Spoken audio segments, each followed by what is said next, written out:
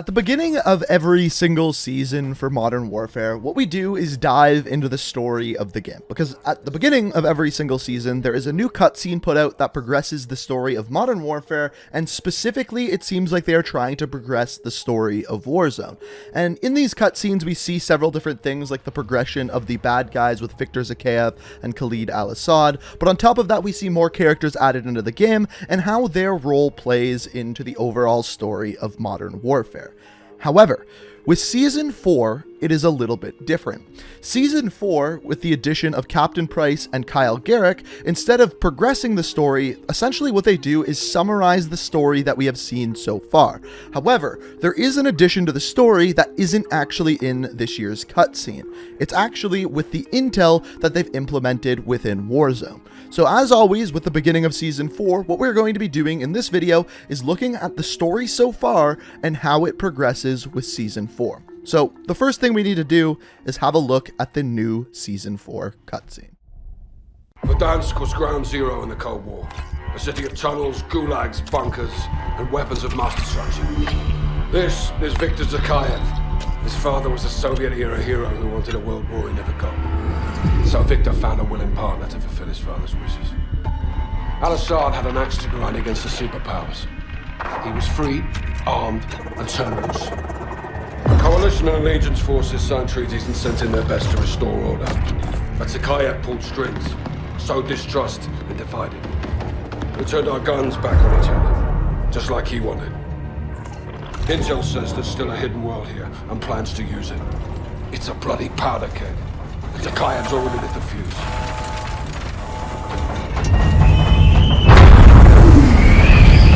Let's get it done, yeah? Bravo 6. Going down. Now, before we dive into and break down the story of this cutscene, I just wanted to briefly say thank you for 800,000 subscribers.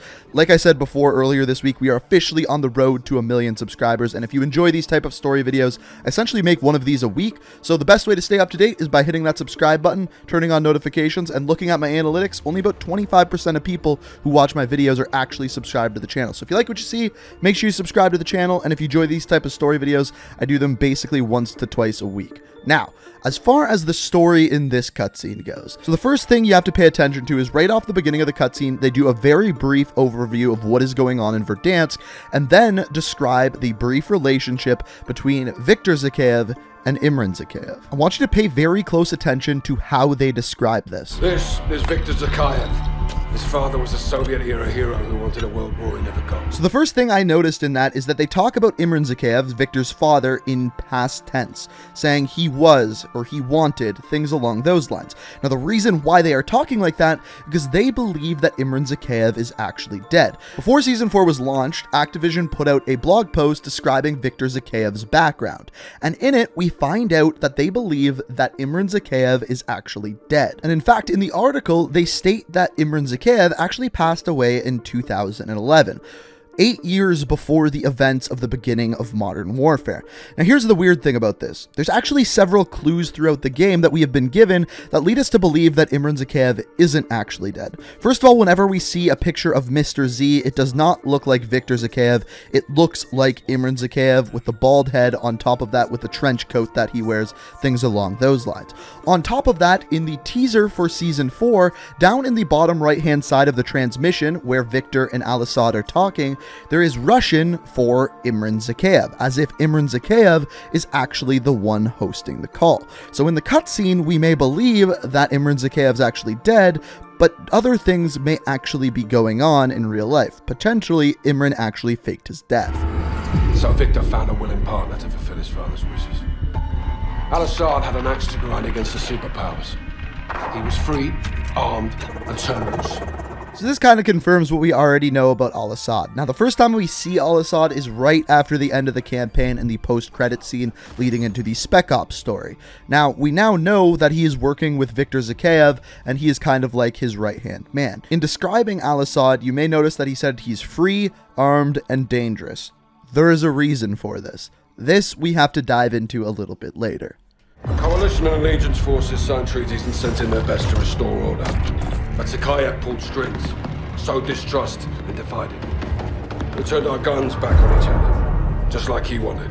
So honestly, that little 10-second snippet there perfectly describes what happens between Season 1 and Season 3 of Modern Warfare. At the end of the campaign, we find out that the Coalition and the Allegiance are joining together to create a unit called Armistice that is going to fight in Verdansk against Al-Qatala and Viktor Zakhaev's forces. In Season 1, we see that things start to fall apart when Nikto and Mara start fighting against each other, even though they're both part of Armistice.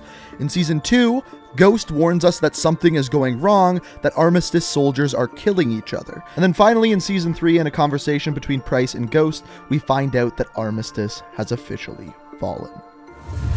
Zakhaev's plan is working. The Armistice in Verdansk is officially fallen. And this is where we finally see our last piece of information in the trailer. Intel says there's still a hidden world here and plans to use it. It's a bloody powder keg. Zakhaev's already lit the fuse.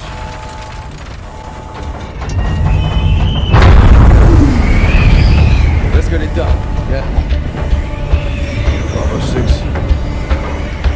Going down. So the only other thing that is added in there is that Captain Price calls the area a powder keg and that it's ready to blow, essentially hinting at the fact that all of the nukes that are hidden around the map in the various bunkers are a really big threat. Also, the other strange thing about this map is that Urzikstan is shown on it, which is strange, and when you look back at all the other trailers, they were basically there to slowly reveal Warzone. So is this trailer here to reveal that Urzikstan is coming to Warzone? I don't know, but it's strange that they added that in. So that's pretty much all of the information we can get from that individual trailer. As I said, this one is a little bit more of a recap than it is of adding story to the overall Warzone story. But we do get a little bit more information with the new pieces of intel that were added in Warzone. Now, I'm not going to show you how to get these pieces of intel. I actually did that in a video yesterday. I will link that here on screen and down in the description and at the end of the video if you want to check it out and you don't have these pieces of intel yet. So this piece of intel is known as the Fractured Intel Missions, and the description of it is find the cause of the airport attack. In the second last piece of intel that you actually get, you can actually see an image of this final attack on the airport, with Al-Qatala soldiers actually being on top of the airport and them aiming or getting aimed at from the ATC tower. Now, this set of intel basically describes how this happened.